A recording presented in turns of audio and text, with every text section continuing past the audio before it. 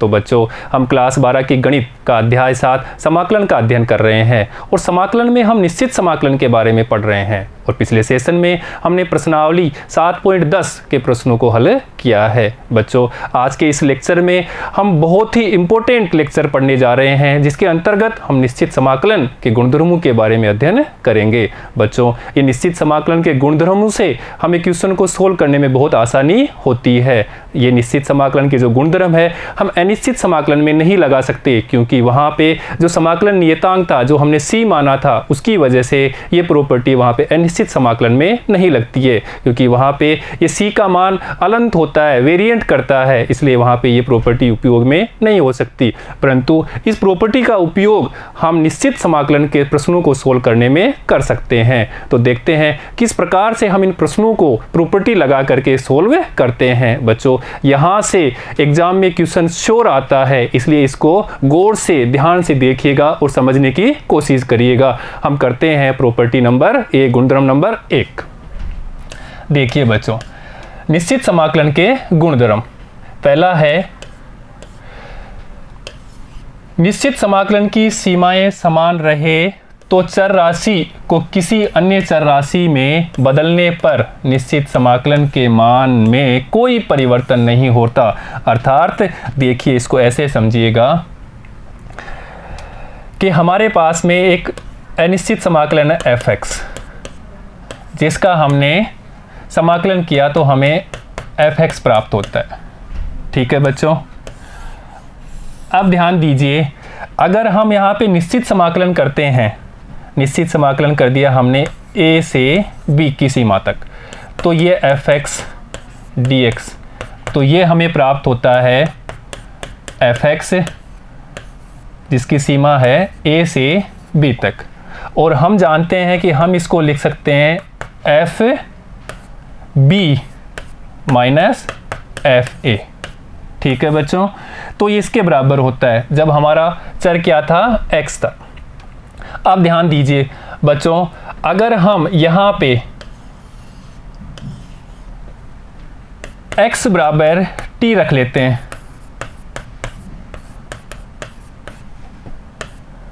बाएं पक्ष में रख लेते हैं बच्चों, बाएं पक्ष में,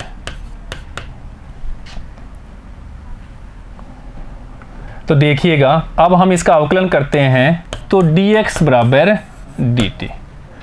अब इस सीमा के मान भी चेंज कर लेते हैं।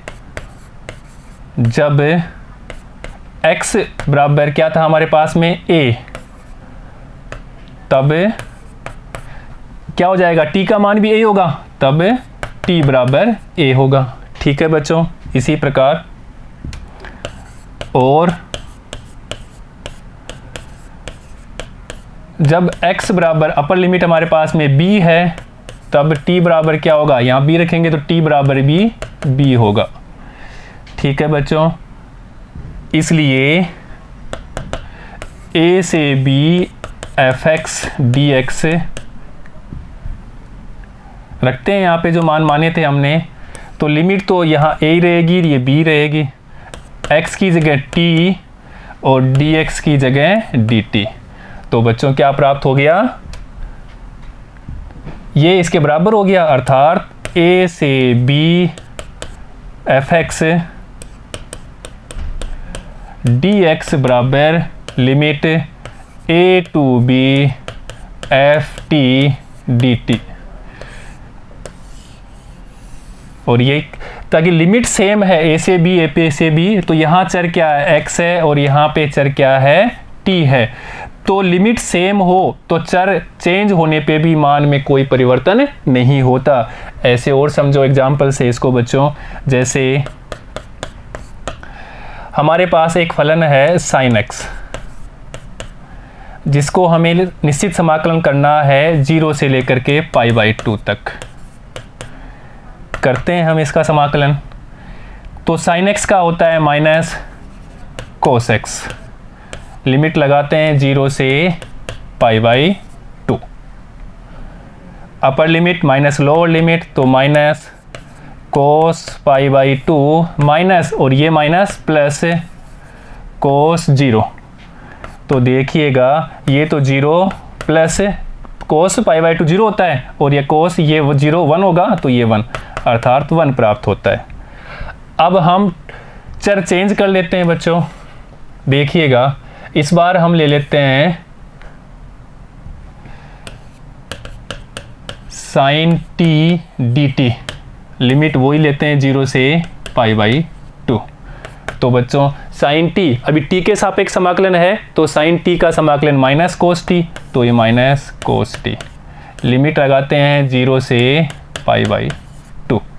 तो देखिएगा t की जगह अपर लिमिट तो माइनस कोस π/2, और ये माइनस ये प्लस, लोअर लिमिट t की जगह 0। देखिएगा तो कोस π/2 ये माइनस 0 और कोस 0 1 होता है, ये 1 भी प्राप्त हो गया। तो देखो दोनों तरफ से यहाँ पे भी 1 आया था और यहाँ पे भी 1 आया था, अर्थात चर में अगर लिमिट सेम हो तो चर परिवर्तन करने से मान में कोई परिवर्तन नहीं होता है, और यही हमारी प्रॉपर्टी 1 है। देखिए जिसको हमने सिद्ध भी कर लिया। निश्चित समाकलन की सीमाएं समान रहे, देख लिया हमने।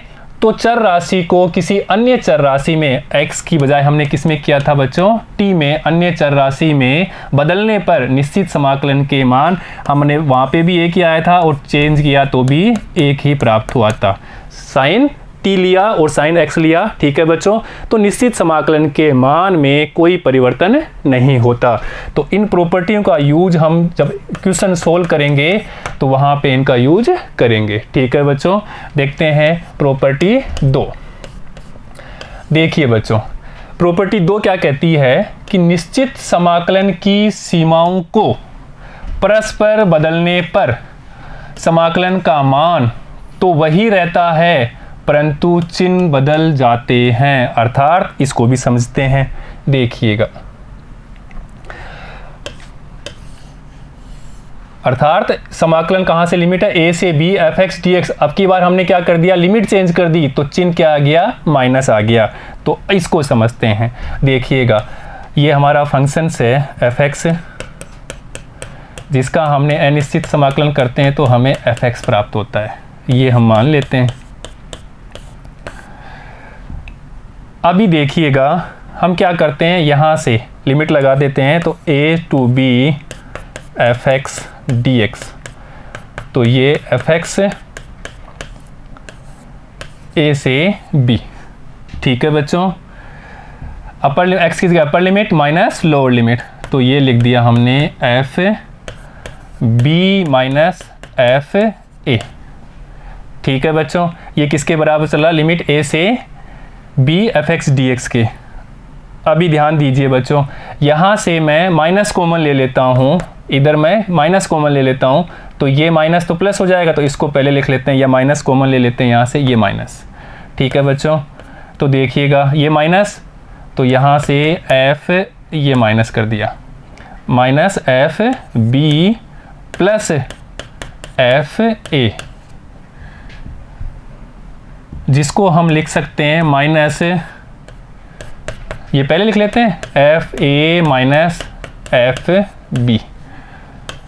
अब देखिए बच्चों ये कौन सा रूप है, ये minus f upper limit lower limit, तो इसको लिख सकते हैं अपर लिमिट a और ये लोअर लिमिट, और ये फंक्शंस क्या है f(x) dx। और यहाँ पे किसके बराबर चल रहा था, a to b f(x) dx, ठीक है बच्चों। यही तो था यहाँ पे। देखिए अभी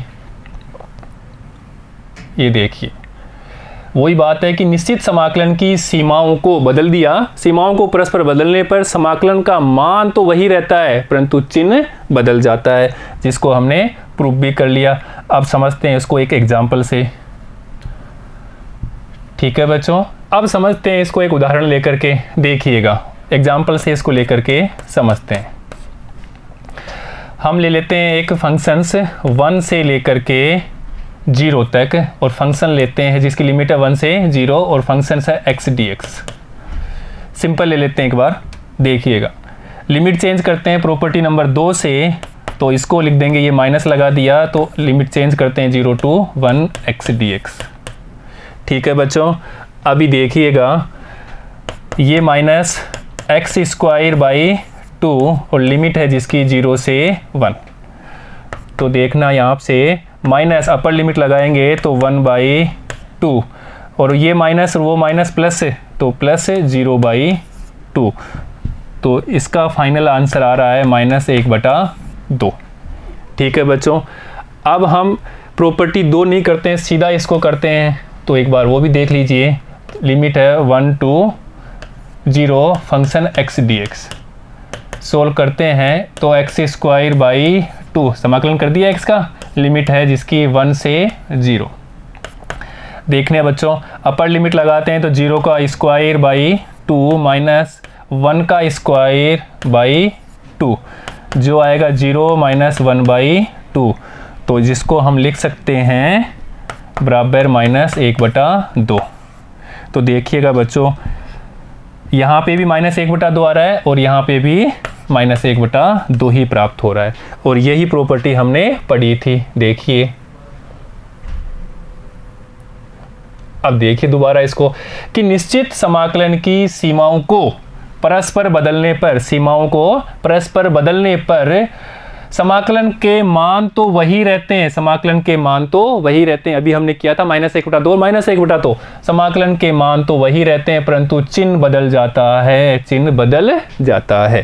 ठीक है बच्चों, तो इस प्रकार प्रश्नों को जब हम सोल्व करेंगे तो इस प्रॉपर्टी का उपयोग लेंगे। ठीक है बच्चों, नेक्स्ट देखते हैं प्रॉपर्टी 3। देखो बच्चों,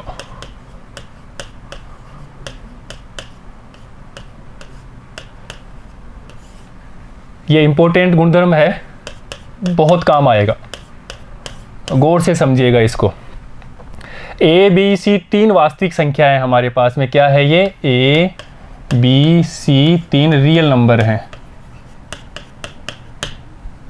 अब ध्यान दीजिए, इस प्रॉपर्टी का उपयोग कहाँ लेते हैं पहले तो वो समझिए।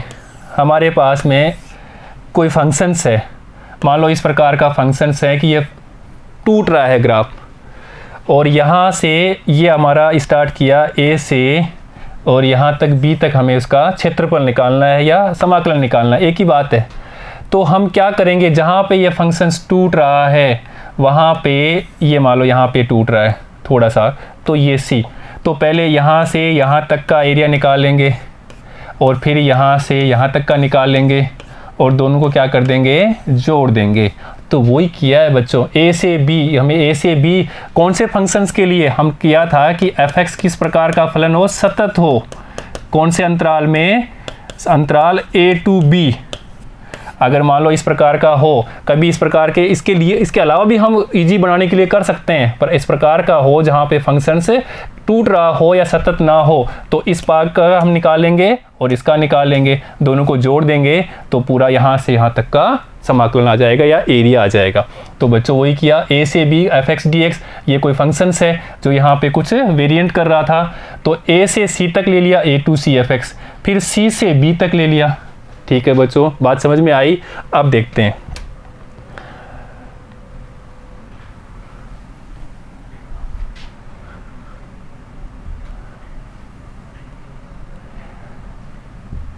अब देखते हैं कैसे आया, देखते हैं इसको प्रूव करते हैं।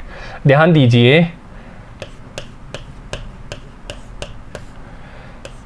f(x) dx हमने अनिश्चित समाकलन किया तो हमारे पास में f(x) आता है, ये हम मान लेते हैं। ठीक है बच्चों, इसलिए अब लिमिट लगाते हैं a से b f(x) dx, उसी फलन का हम निश्चित समाकलन करते हैं f(x) dx, तो हमें f(x) प्राप्त होगा और लिमिट जिसकी है a से b, और ये लिमिट लगाएंगे अपर लिमिट x की जगह तो b minus lower limit x की जगह a। इसको हम इक्वेशन 1 दे देते हैं बच्चों, ये समीकरण 1 दे देते हैं इसको। अब ध्यान दीजिए, इसको ले लेते हैं ऐसे ही, यहाँ से a to c f(x) dx functions वही है, इसलिए इसका भी समाकलन f(x) आएगा और इसकी लिमिट है जहाँ कहाँ से a to c, तो यहाँ पे भी अपर लिमिट, तो F C minus F A, इसको हम समीकरण 2 दे देते हैं। ठीक है बच्चों, और देखिए, और ऐसे ही ले लेते हैं कहाँ से कहाँ तक, C to B F x D X. तो ये एफ एक्स आएगा, लिमिट है C to B, upper limit लगा देते हैं, तो F B minus F C, हम इसको इक्वेशन 3 दे देते हैं। ठीक है बच्चों, देखिए समीकरण 2 व समीकरण 3 को जोड़ने पर ऐड कर देते हैं 2 और 3 को। तो देखिएगा यहाँ पे अपने बाईं तरफ आएगा A to C F x D x plus C to B F x D X. हमने बाईं तरफ जोड़ दिया, अब दाईं तरफ जोड़ते हैं। तो देखिएगा F C minus F A plus F B minus F C. तो बच्चों ये प्लस का और ये माइनस का सेम संख्या है, कट गया। तो यहाँ पे तो A to C F x D x plus C to B F x D X, इसको हम लिख सकते हैं F B minus F A, लिख सकते हैं F B minus F A. तो देखिएगा ये किसके बराबर हो जाएगा, ये हो जाएगा अपर लिमिट माइनस लोअर लिमिट, जो ये होगा हमारा अपर लिमिट लोअर लिमिट, तो ए से बी और ये function F x D x, जो कि हमारे पास में क्या है, ए से बी, ए से c F x D x plus C to B F x D x.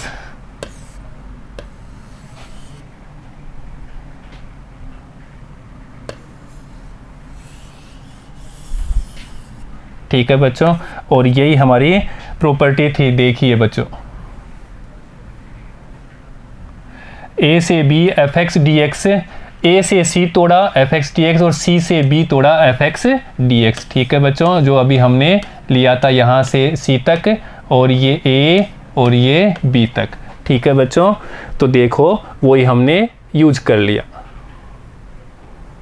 यही हमने प्रूफ कर लिया। ठीक है बच्चों, अब देखते हैं कि इस प्रॉपर्टी का इस्तेमाल हम कौन से क्वेश्चन में कैसे करते हैं। तो देखते हैं, उदाहरण से समझते हैं। देखिएगा, अब यहाँ पे ध्यान दीजिएगा,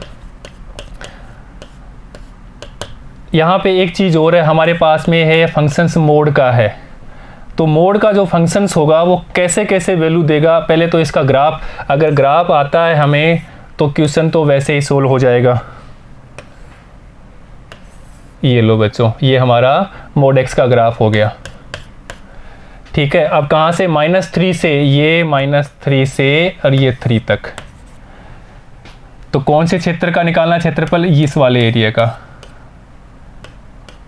अगर आपको ग्राफ बनाना आता है तो हम क्षेत्रफल से भी, तो ये प्लस ये कर देंगे, तो वो भी देखते हैं पहले। अब यहाँ पे ध्यान दीजिए कि जो है अपना मोड एक्स कहाँ से कहाँ तक, 0 पे इसका वेरिएंट कर रहा है। यहाँ पे ये 0 पे ये मान चेंज कर रहा है। तो कैसे करेंगे वो देखिए अभी। तो यहाँ से आएगा, एक बार -3 से लेकर के 0 तक लेना है हमें, और दोबारा हमें जो लेना है तोड़ के, क्योंकि 0 पे इसका फंक्शन टूट रहा है, तो 0 से 3 पे। ठीक है बच्चों, अब ध्यान दीजिए कि x का मान 0 से बड़ा और बराबर होगा तो ये हमें x ही देगा, और x का मान 0 से छोटा होगा तो हमें ये -x देगा। ठीक है बच्चों, एफ एक्स जो हमारा था मोड x, ये हमें इस रूप में मान देगा। कब 0 से, यहाँ से 0 से बड़ा होगा तो ये पॉजिटिव है, और यहाँ पे नेगेटिव है। 0 से छोटा होगा तो ये नेगेटिव देगा और बाकी पॉजिटिव देगा। ठीक है बच्चों, क्योंकि 0 पे हमारा फंक्शंस टूट रहा है। अब ध्यान दीजिए, प्रॉपर्टी नंबर 3 का इस्तेमाल कर लेते हैं। इसलिए कहाँ से कहाँ तक जाएगा, -3 से 0 तक। -3 से 0 तक ये हमारे पास क्या है, -x आएगा, तो यहाँ पे -x dx प्लस, अब ध्यान दीजिए 0 से 3, तो 0 से 3 0 से बड़ा हो जाएगा, तो ये 0 से 3, अब ये देगा x dx। ठीक है बच्चों, अब सॉल्व कर लेते हैं। तो यहाँ पे हम प्रॉपर्टी नंबर 3 का इस्तेमाल करते हैं। कर लिया बच्चों इस प्रकार के फंक्शनों में। अब देखिएगा -x²/2, अगर हम यहाँ पे वापस भी इसको प्रॉपर्टी चेंज करके माइनस ले सकते हैं प्रॉपर्टी नंबर 2 से। देखिएगा तो ये x²/2, ठीक है बच्चों, और लिमिट है जिसकी -3 से लेकर के 0 तक। ऐसे यहाँ पे ध्यान दीजिए x²/2 लिमिट है जिसकी 0 से 3 तक। देखिएगा अभी तो अपर लिमिट रखते हैं, तो ये -0² माइनस, और ये माइनस ये प्लस, यहाँ पे रखेंगे x की जगह -3² अपॉन ये 2 प्लस, यहाँ देखिए अपर लिमिट रखते हैं तो 3²/2 माइनस 0²/2 रख दिया बच्चों। अभी देखिएगा तो ये 0 3 का स्क्वायर 9, तो 9/2, ऐसे यहाँ पे भी 9/2, तो 18/2 बराबर 9 आंसर।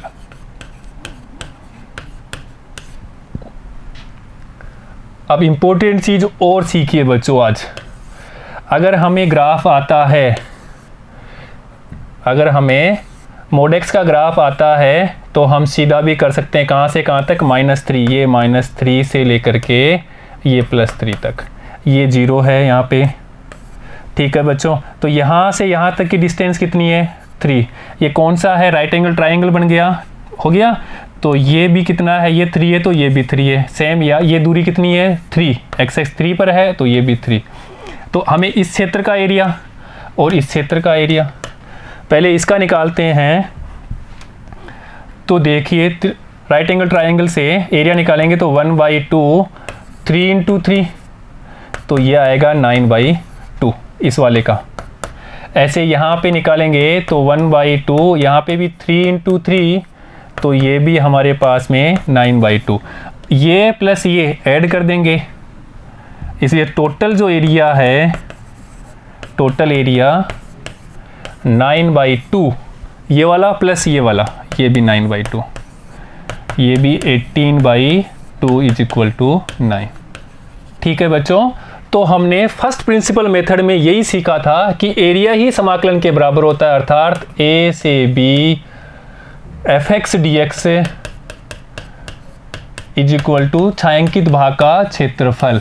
तो हम क्षेत्रफल निकाल के भी सीधा समाकलन निकाल सकते हैं, और सीधा वहाँ से भी फॉर्मूले से भी प्रॉपर्टी इस्तेमाल करके भी हम इनका क्षेत्रफल या समाकलन निकाल सकते हैं। ठीक है बच्चों, एक उदाहरण और देते हैं, उदाहरण नंबर 31। ध्यान दीजिए यहाँ पे इम्पोर्टेंट है ये भी, -1 से 2 x³ - x dx। देखिए बच्चों, ये हमारे पास में x³ मोड में है, x³ - x, इसका हमें निकालना है -1 से 2 तक समाकलन। देखो बच्चों, अच्छा क्वेश्चन है, समझिएगा। हम इसको लिख सकते हैं, x कॉमन ले लेते हैं, तो यहाँ पे आ जाएगा x² - 1। ठीक है बच्चों, अगर इसको फिर लिखेंगे तो हमारे पास में ये 1 हो जाएगा, इसका स्क्वायर भी कर देंगे, तो ये x, इसके अलग टुकड़े होंगे, तो x + 1 a² + b² से हो जाएगा, a² - b², तो एक बार जोड़ और एक बार घटाना। ठीक है बच्चों, तो ये हमारे पास में 3 ये प्राप्त हो गए। इसका मतलब क्या है कि ये फंक्शंस जो है वो हमारे पास में कहाँ कहाँ पे टूट रहा है, 0 पे, 1 पे और -1 पे। इस जगह पे सतत नहीं है। कौन सा वाला फंक्शंस, ये वाला। तो हम इसको ऐसे भी देख सकते हैं बच्चों, देखिएगा 0 यहाँ पे 1 और इधर -1। अब देखो फंक्शंस क्या है हमारे पास में, x की घात, फंक्शंस है f(x) बराबर x की घात 3 - x, जिसको हम x स्क्वायर -1। तो यहाँ ध्यान दीजिए, अगर 0 से 1 इधर जाएंगे तो ये पॉजिटिव आएगा, ये पॉजिटिव 0 से 1 2 तक है बच्चों, -1 से 2 तक है। तो ध्यान दीजिए -1 से 2 तक है, तो यहाँ पे भी 2 तक जाना है। ठीक है, तो अब देखिएगा ये माइनस यहाँ टूट रहा है 3 बार, तो यहाँ तक जाएंगे। तो 1 से 2 तक, अगर यहाँ पे 1 से 2 लिखते हैं, यहाँ पॉजिटिव इधर पॉजिटिव है, तो ये बड़ा होगा, ये भी बड़ा हो जाएगा, तो इधर मान पॉजिटिव देगा ये। और बच्चों इसके बाद में मैं अल्टरनेट, यहाँ पॉजिटिव तो यहाँ नेगेटिव, यहाँ पॉजिटिव और यहाँ नेगेटिव, सीधा ऐसे कर दो। तो इस वाले क्षेत्र में ये नेगेटिव मान देगा, इसमें पॉजिटिव देगा और इसमें पॉजिटिव देगा। तो हम लिख सकते हैं इसको, क्या है हमारे पास में, -1 से 2 mod x की घात 3 - x dx। बच्चों ये तोड़ना आना चाहिए। ठीक है बच्चों, कि कहाँ पे, अब देखो कहाँ पे फंक्शंस हमारा वेरिएट कर रहा है, 0 पे कर रहा है, 1 पे कर रहा है और -1 पे कर रहा है। और लेने लिमिट कहाँ से कहाँ तक है, -1 से 2 तक। तो हम देख रहे हैं कि 1 से 2 तक, 1 से 2 तक ले रहे हैं, तो ये 1 से 2 1 लिखेंगे तो 1 का स्क्वायर, तो ये पॉजिटिव मान देगा। यहाँ से इधर जाएंगे तो ये मान कौन से देंगे, सारे पॉजिटिव मान देंगे इधर जाएंगे तो अल्टरनेट लिखना है। फिर ये पॉजिटिव है, अगर यहाँ नेगेटिव होता तो ये पॉजिटिव, फिर ऐसे, तो ये पॉजिटिव नेगेटिव पॉजिटिव नेगेटिव। तो -1 से 0 तक देखिए अभी, जिसको हम लिखेंगे -1 से 0, तो ये -1 से 0, -1 से 0 पे क्या देगा, पॉजिटिव देगा, अर्थात x की घात 3 - x dx प्लस, अब देखना है 0 से 1 तक, तो ये लगा दिया 0 to 1।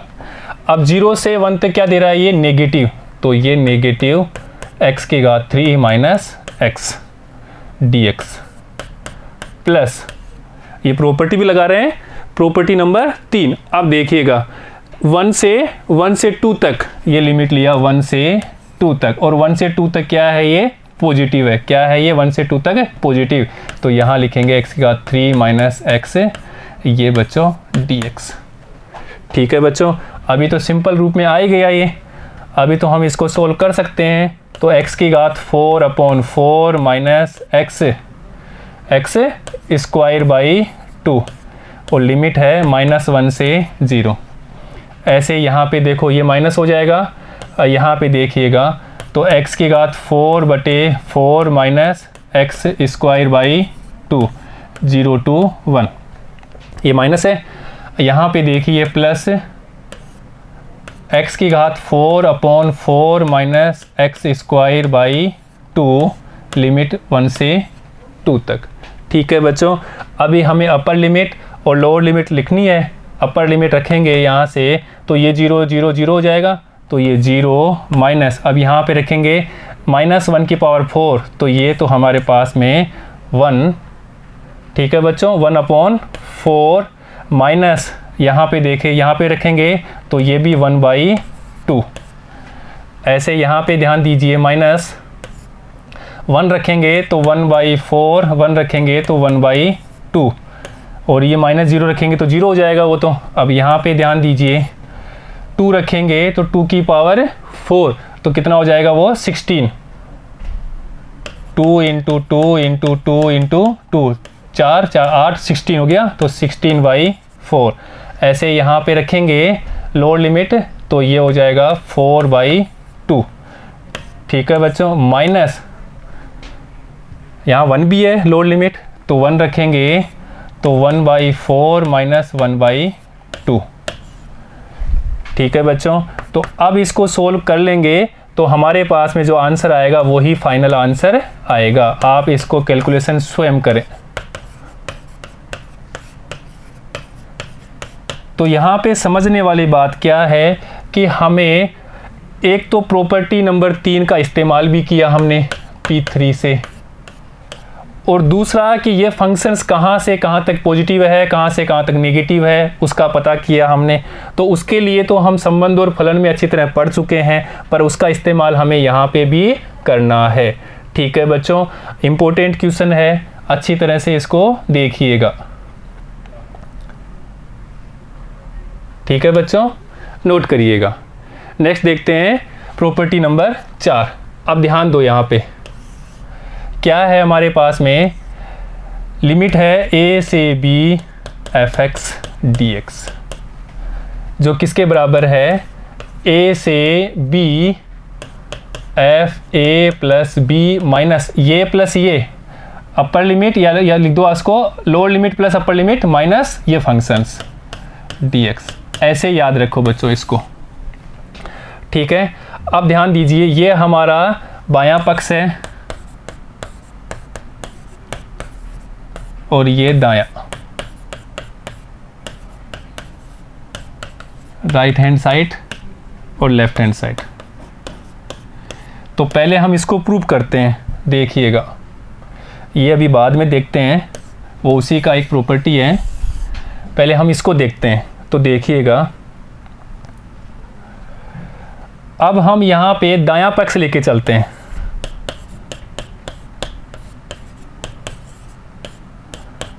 राइट हैंड साइड से, और राइट हैंड साइड क्या है हमारे पास में, a से b, a to b functions a plus b minus x dx। तो बच्चों यहाँ पे प्रतिस्थापन विधि का उपयोग कर लेते हैं। एक बार देखिए, a plus b minus x बराबर t माना, ये वाली प्रॉपर्टी वेरी इंपॉर्टेंट है।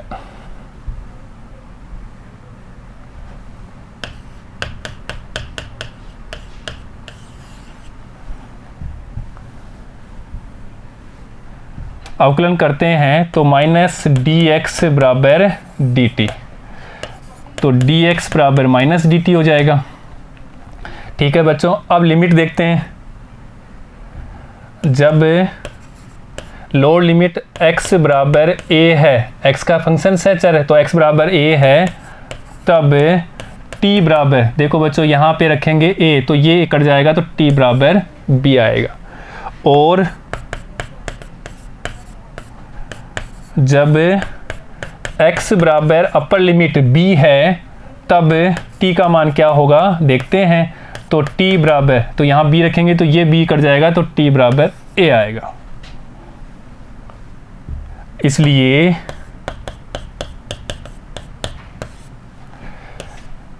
a to b f a plus b minus x dx रख देते हैं यहाँ पे मान। तो लिमिट तो हो जाएगी चेंज, ये हो जाएगा b to a, और यहाँ पे रख देते हैं t, और dx की जगह dt, और ये माइनस का था तो माइनस। अब देखिए बच्चों, यहाँ पे प्रॉपर्टी नंबर 2 का इस्तेमाल करते हैं। प्रॉपर्टी 2 से, प्रॉपर्टी 2 क्या कहती है, अगर लिमिट चेंज करेंगे तो चिन्ह चेंज हो जाएगा, इसलिए ये कर देते हैं अपन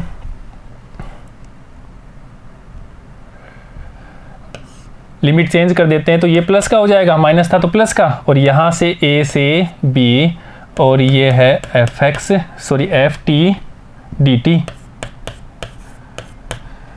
अब प्रॉपर्टी नंबर 1 का यूज कर लेते हैं। प्रॉपर्टी नंबर 1 में देखा था कि अगर लिमिट सेम है तो हम फंक्शंस को जो चर है वो बदल सकते हैं। तो प्रॉपर्टी नंबर 1 से इसको लिख देंगे a to b f(x) dx, और ये हमारा बायां पक्ष था, लेफ्ट हैंड साइड। तो राइट हैंड साइड लेके चले, लेफ्ट हैंड साइड प्राप्त हो गया। इसलिए हम बोल सकते हैं कि a से b f(x) dx बराबर होगा a to b f a plus b minus x dx। बच्चों ये वाली प्रॉपर्टी कहाँ काम में लेंगे हम उदाहरण से समझते हैं, पर ये इम्पोर्टेंट है। जहाँ पे हर में अगर हम इस प्रकार लगाएंगे तो हर में कोई परिवर्तन ना हो, हर के फंक्शंस में समाकल्य का हर होगा, समाकल्य के हर में इस प्रॉपर्टी का हम इस्तेमाल करेंगे तो समाकल्य का हर चेंज ना हो, हर परिवर्तन नहीं हो, तब इस प्रॉपर्टी का इस्तेमाल करते हैं। अब देखिएगा बच्चों, जो हमने यहाँ पे एक बात लिखी थी कि b बराबर हम 0 कर देते हैं, a बराबर 0 कर देते हैं, a से b fx property number 4 fx dx जो कि a से b f a plus b minus x dx के है। ये हमने अभी सिद्ध कर लिया। अब देखो यहाँ पे a बराबर 0 रखने पर रखते हैं 0, तो यहाँ से 0 अपॉन b fx dx बराबर यहाँ पे भी 0 b f क्या करना है हमें a0 करना है, तो f b minus x dx आएगा। तो यही हमें विशेष परिस्थिति मतलब जो P4 है उसी का एक विशेष रूप है, या इसको हम ऐसे भी लिख सकते हैं। कैसे? 0 to a whole limit 0 to b थी, बात एक ही है, fx dx is equal to यहाँ पे भी 0 टू a, b की जगह एक किया है तो अब की बार क्या हो जाएगा, b की जगह a माइनस x हो जाएगा, ये dx। ठीक है बच्चों, तो इस चीज़ को हम एक उदाहरण लेकर के समझते हैं। देखिएगा बच्चों, बहुत इंपॉर्टेंट उदाहरण है, मैंने पहले भी बताया कि ये प्रॉपर्टी ही इंपॉर्टेंट है, बहुत इंपॉर्टेंट है। देखिएगा कैसे ये क्वेश्चन कितना इजी हो जाता है और हम इसको कितना जल्दी सोल्व कर लेते हैं। एक बार देखो,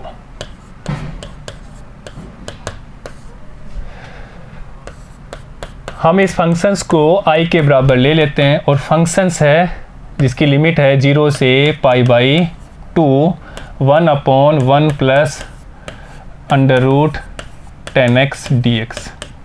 ठीक है बच्चों, अब ध्यान दीजिए,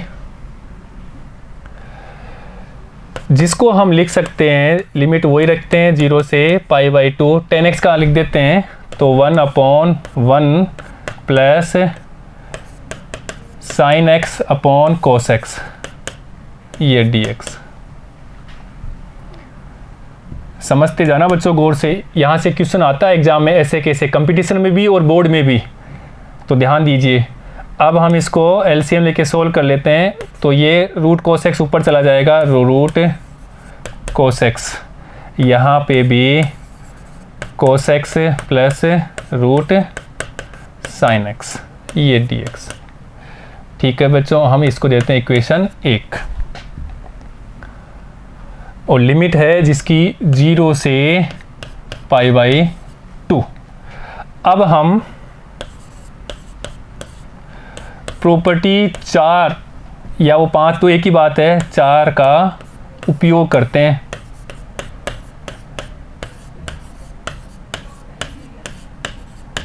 और प्रॉपर्टी कहती है कि x में ये x माइनस π/2 यानी कि π/2 माइनस x।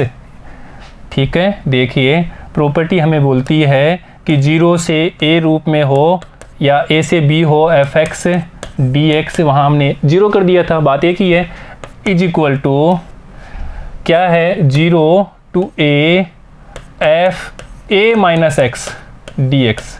ठीक है बच्चों, अभी हमने यही देखा, चाहे ये b हो चाहे a हो, a माइनस x dx। कौन सी ये विशेष स्थिति थी जहां हमने b को 0 कर दिया, a को 0 कर दिया। ठीक है, क्योंकि यहाँ पे 0 है तो इस प्रॉपर्टी का हम इस्तेमाल कर लेते हैं। देखिएगा कैसे करते हैं, इसलिए ये i हो जाएगा, i बराबर 0 से π/2, यहाँ पे देखिए root cos x minus x क्या है हमारे π/2, x क्या है π/2, तो यहाँ लिखेंगे π/2 माइनस x अपॉन, यहाँ पे नीचे भी लिखना है अंडर रूट में cos π/2, a माइनस x सब करना है π/2 माइनस x प्लस यहाँ पे sin π/2 माइनस x, ये dx। हमने प्रॉपर्टी 4 का इस्तेमाल कर लिया बच्चों। अभी देखिए, और हम जानते हैं कि cos π/2 ये फर्स्ट क्वाड्रेंट में है और ये यहाँ पे चेंज हो जाएगा, तो ये तो sin x हो जाएगा, ये पॉजिटिव होगा, और ये sin x और ये cos x हो जाएगा। तो देखिएगा, जिसको हम लिख सकते हैं 0 से π/2, ये हो जाएगा sin x का अंडर रूट अपॉन यहाँ पे sin x का अंडर रूट, ऐसे यहाँ पे cos x हो जाएगा, cos x का अंडर रूट, ये dx। इसको हम इक्वेशन 2 दे देते हैं, ये i के बराबर है। देखिएगा बच्चों कितना आसान हो जाएगा।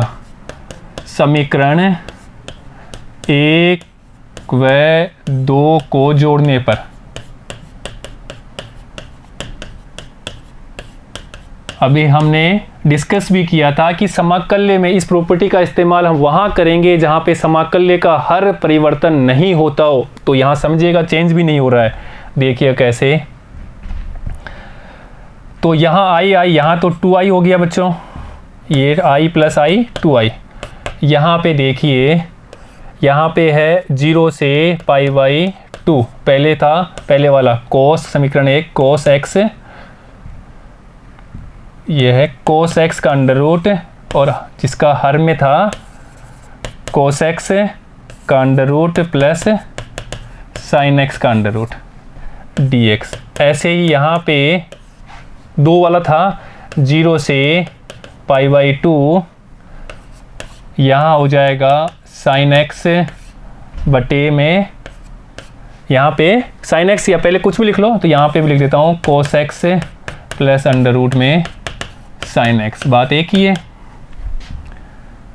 देखिएगा बच्चों, 0 से π/2 दोनों में कॉमन है, ले लिया, हर भी कॉमन है, वो भी ले लिया, cos x का under root plus sin x का अंडर रूट, और ऊपर हमारे पास में अंश में cos x का under root plus sin x का अंडर रूट, और ये dx। अब देखो यहाँ पे ये दोनों सेम है, कट गया यहाँ पे, तो सीधा ही 0 से π/2 यहाँ पे 1 dx आ रहा है, और जिसका x होता है dx का लिमिट है 0 से π/2, upper limit minus lower limit, तो π/2 माइनस 0, और फाइनल आंसर आएगा π/2। है ना कितना आसान बच्चों। तो ये प्रॉपर्टी का इस्तेमाल देखो कितना क्वेश्चन था, कितना इजी कर लिया हमने। ठीक है बच्चों, तो ये प्रॉपर्टी बहुत इंपॉर्टेंट है। तो इसी प्रकार के क्वेश्चन देखो आप कैसे कैसे आ सकते हैं। यहाँ पे ऐसे भी आ सकता है, 0 से, सारे ऐसे ही होंगे जैसे अभी किया है, cos की power nx upon cos nx plus sin nx dx। ये भी वैसे ही प्रॉपर्टी से करना है, प्रॉपर्टी 4 से। ठीक है बच्चों, दूसरा देखो इस रूप में आ सकता है, 0 से π/2 sin की पावर nx, n की जगह 1/2 अंडर रूट कुछ भी दे सकता है, n की जगह हम पूरा में एक जनरल रूप ले लेते हैं, sin nx plus cos nx। अगर आप इस प्रकार के क्वेश्चन कर लेते हैं तो फिर कोई समस्या नहीं है। देखो ऐसे भी आ सकता है, 0 से π/2 dx बटे 1 प्लस रूट कोट x। ठीक है बच्चों, या इस रूप में भी आ सकता है, 0 से π/2 dx बटे 1 प्लस रूट 10x, जिसको हमने अभी सोल्व कर लिया। ठीक है बच्चों, तो इस प्रकार से ये क्वेश्चन का फॉर्म है कि इस प्रकार के क्वेश्चन यहाँ पे n की वैल्यू 1 से लेकर के कुछ भी दे देगा, तो क्वेश्चन होगा इसी प्रॉपर्टी से जो हमने अभी ऐसे किया है। ठीक है बच्चों, तो आप अच्छे से इसको समझ लीजिएगा, एक बार दोबारा देख लीजिएगा, ये प्रॉपर्टी बहुत इंपॉर्टेंट है। 0 से π/2 इस प्रकार का हो तो हम क्या करते हैं, अंश में परिवर्तन हो जाएगा और हर में परिवर्तन नहीं होगा, प्रॉपर्टी नंबर 4 से, जो पहले ही हम बात कर चुके हैं। तो यहाँ पे हमने वही किया, π/2 माइनस एक्स, तो ऊपर तो साइन हो गया और नीचे सेम रहा, प्रॉपर्टी 4 से किया हमने। तो cos π/2 माइनस एक्स, ऐसे cos π/2 माइनस साइन π/2, तो ये साइन एक्स हो गया, यहाँ पे sine x cos x under root में है। दोनों को समीकरण एक और दो जोड़ दिया तो अंश और हर सेम हो जाता है, वो कट जाता है, तो हमारे पास सिंपल केवल dx बचता है और dx का समाकलन x होता है। अपर लिमिट लोअर लिमिट लगाते हैं तो आंसर सीधा π/2 प्राप्त होता है। ठीक है बच्चों, नोट करिएगा। नेक्स्ट देखते हैं प्रॉपर्टी नंबर 5। ध्यान दीजिए बच्चों, अभी यहाँ पे क्या है कि 0 से लिमिट है 0 से 2a fx dx, जिसको हमने 0 से a fx में और 0 से a 2a माइनस एक्स इस प्रकार लिख सकते हैं। अब पहले इसको समझते हैं कैसे आया ये, देखिए ध्यान दीजिए। हम जानते हैं प्रॉपर्टी 3 का इस्तेमाल कर लेते हैं। हम जानते हैं प्रॉपर्टी 3 से, तो 3 हमारे पास में है 0 से 2a हो और fx जो यहाँ पे है हमारा लेफ्ट हैंड साइड। ठीक है बच्चों, जो क्या कहता है 0 से 2a fx dx, जिसको हम लिख सकते हैं अलग अलग करके, एक बार 0 से a तक fx dx प्लस दूसरी बार a से लेकर के 2a तक fx dx। ठीक है बच्चों, लिख सकते हैं। अब देखिए, अब हम क्या करते हैं, इस वाले को लेके चलते हैं। तो क्या बोलते हैं, दाईं तरफ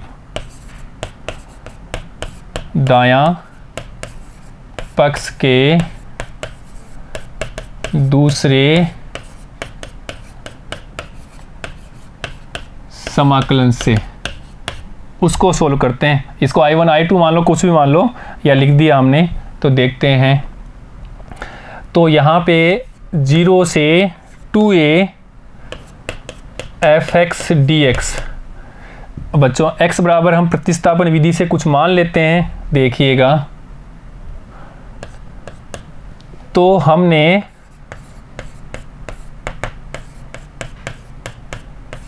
पुनः माना t equal to 2a minus x, ये हमने t बराबर क्या माना, 2a minus x.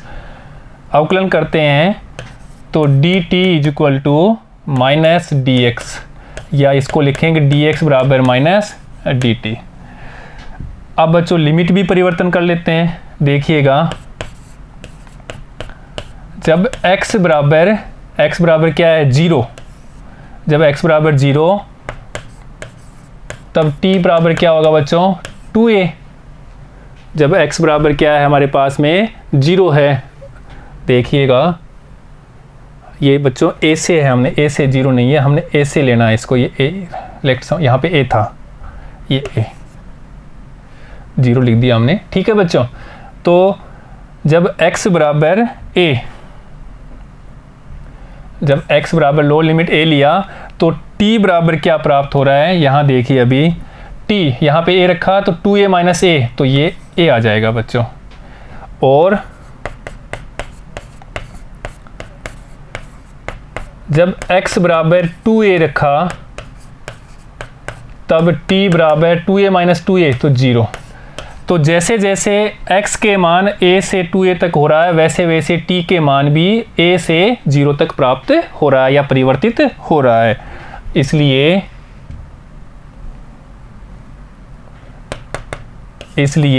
a to 2a, limit क्या है a से 2a fx dx,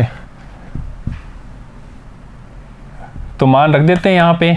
पहले लिमिट के है तो a रखा था, a का तो a ही रहेगा, और जब 2a रखा था तो 0 आ गया।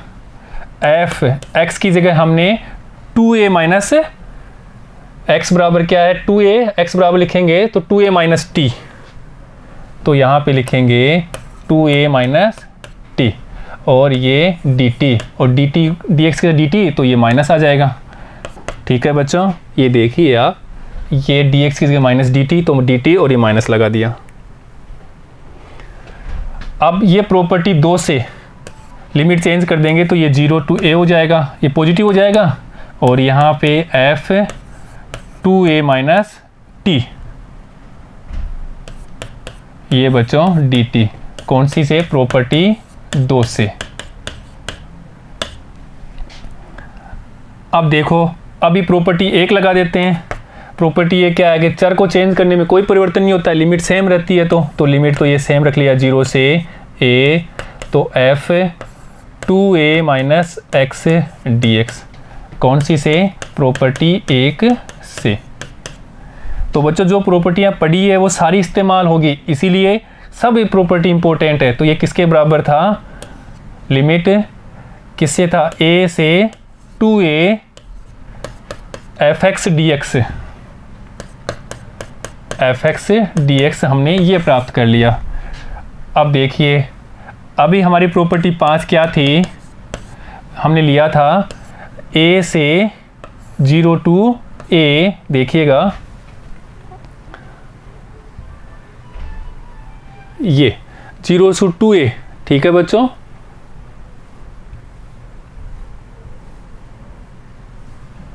तो 0 to 2a fx dx, जिसको हमने प्रॉपर्टी 3 से तोड़ा था कि 0 to a fx dx plus a to 2a fx dx। ठीक है बच्चों, अब देखिएगा fx dx जिसको हम लेके चले थे ये, तो यहाँ पे इसकी जगह 0 to a से 2a fx dx की जगह हम लिखेंगे 0 to a f 2a minus x dx, तो इस यहाँ पे ये लिख देंगे। इसलिए लेके चले थे हम समाकल्य का द्वितीय पक्ष, तो देखिए यहाँ से, तो ये 0 to 2a fx dx बराबर है, यहाँ तो कोई चेंजमेंट था नहीं, 0 to a fx dx, और इसकी जगह हम ये लिख देंगे, प्लस प्रूफ किया हमने ये वाला, इसकी जगह ये लिख देते हैं, तो 0 to a f 2a minus x dx। ठीक है बच्चों, तो बच्चों इस चीज़ का इस्तेमाल हमारे पास कब होगा, जब f 2a माइनस x ये अगर सम फलन हो, कौन सा फलन हो, सम हो, अर्थात ये fx ही मान दे, कौन सा मान दे, fx, ये सम फलन हो, इवन नंबर, इवन फंक्शंस, और f 2a माइनस x बराबर ये माइनस fx दे, यानी कि विषम फलन हो। बच्चों इसके बारे में हम पढ़ चुके हैं, किसमें, संबंध और फलन में, कि fx कोई फलन होगा, सम कब होगा, जब हम यहाँ पे माइनस एक्स रखेंगे तो वापस वो fx आए, तो ये तो सम फलन होता है। और अगर हम माइनस एक्स, ये केस 1 और ये केस 2 माइनस एक्स रखते हैं तो हमारे पास में माइनस fx प्राप्त होता है, तो ये विषम फलन होता है। ठीक है बच्चों, तो इसी से यहाँ पे अगर ये सम होगा तो क्या प्राप्त होगा, fx, तो यहाँ पे देखो क्या हो जाएगा, ये दोनों सेम हो जाएंगे, तो 2 0 to a fx dx। ठीक है बच्चों, अगर ये विषम होता तो ये माइनस, ये प्लस कट जाता, और ये कब होता, सम फलन हो, fx क्या हो, सम हो, fx सम हो, सम फलन। और ये 0 होगा कब, जब f 2a माइनस एक विषम फलन हो।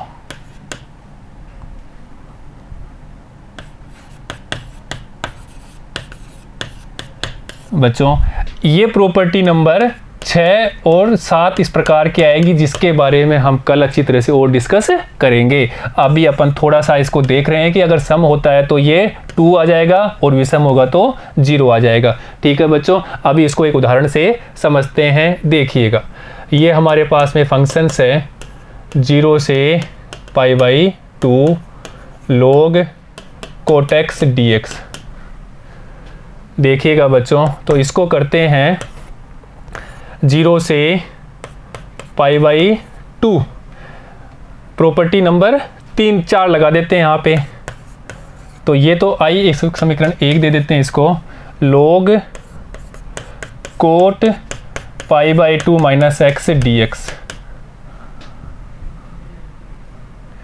ठीक है बच्चों, तो यहाँ पे cot π/2 10 हो जाएगा, तो ये 0 से π/2 log 10x dx, ये समीकरण 2। अभी हम समीकरण 1 और 2 को क्या कर देते हैं, ऐड कर देते हैं समीकरण 1 और 2 को जोड़ने पर। तो यहाँ पे तो 2i हो जाएगा लेफ्ट साइड में, और राइट साइड में देखिएगा बच्चों, 0 से डायरेक्ट लिख रहे हैं, 0 से π/2 log क्या हो जाएगा, cot x plus log 10x dx। देखोगे तो कितना इजी हो जाता है प्रॉपर्टी लगाने से क्वेश्चन। देखिएगा तो 0 से π/2 log m प्लस n की प्रमेय लगाएंगे तो log mn हो जाता है, तो log cot x और 10x dx। देखो बच्चों, तो 0 से π/2 log, ये कट जाएगा तो यहाँ पे 1 dx।